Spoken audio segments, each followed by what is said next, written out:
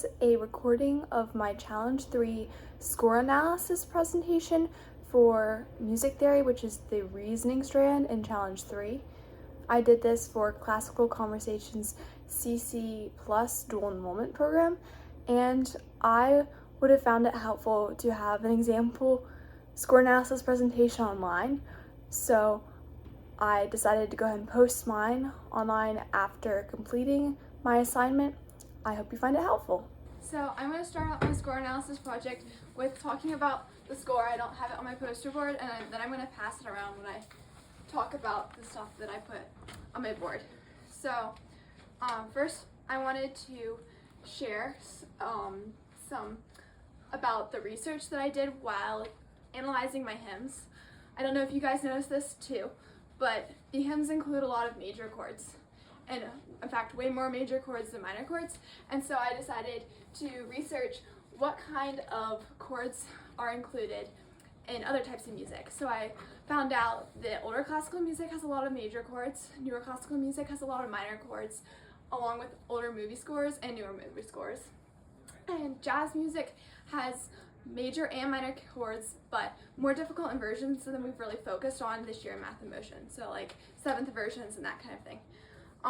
So I analyzed 3 different pieces. I'm going to talk about some of the tips and tricks that I used to be able to analyze the first one that I have in my score analysis. That is, this is my Father's World.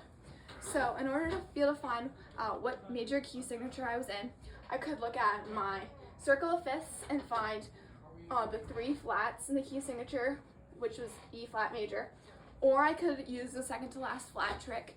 You can look at the key signature and see that there's a B flat, an E flat, and an A flat. The second to last flat is an E flat, so that's the major key signature they're in. When I'm trying to find out what minor key signature I'm in, then I can also look at my circle of fifths again, or I can use the third half step trick, which takes you from the major to the minor key. So if you're an E flat major like I was in this piece, you go to D, to C sharp, and then to C, and that will be your relative minor. And so I was able to do that for all the pieces that I was in. The last helpful trick was when I was transposing, I could write out all the notes of the scale I was transposing from, which was C, and then all the notes of the scale I was transposing into, which was B flat. And then I could easily transpose from the fifth in one key into the fifth in another key. So like the dominant in my C major would be a G, and so the dominant in the B flat major would be F, so that would mean a G would become an F, and so on and so forth. You could do that for any key you wanted, but for CC Plus I did transpose into B flat major. So I'm going to pass around my score analysis, and you guys can go ahead and look at it while I talk about everything else I had on my board.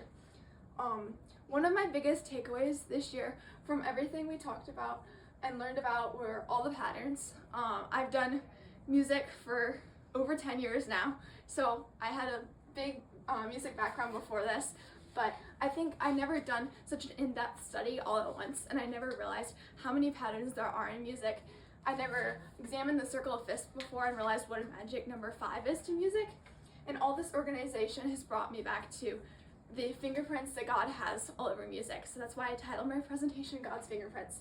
I found a verse from Psalm 78, 4-6 supporting this. It says, "Shout for joy to the Lord, all the earth, burst into jubilant song with music, make music to the Lord with the harp and the sound of singing, with trumpets and the blast of the ram's horn, shout for joy before the Lord the King." And that's shown me that God really created music with a particular purpose, and that purpose was particularly to worship Him. And so it was created in order to be able to give Him glory. And I never realized that before, and how music relates so much to the arts, but so much to math, and so much to worship, and all these other things, our Christian faith. So that's why I have this bridge down at the bottom, connecting arts and math with a bridge of music, because music's not just an art subject, it's also a math subject, and I hope you guys have learned that through your study of music this year, through all the organization and the math you've seen. It's brought a whole new meaning to the idea of math in motion, that music is a form of math in motion, it's a form of audible math.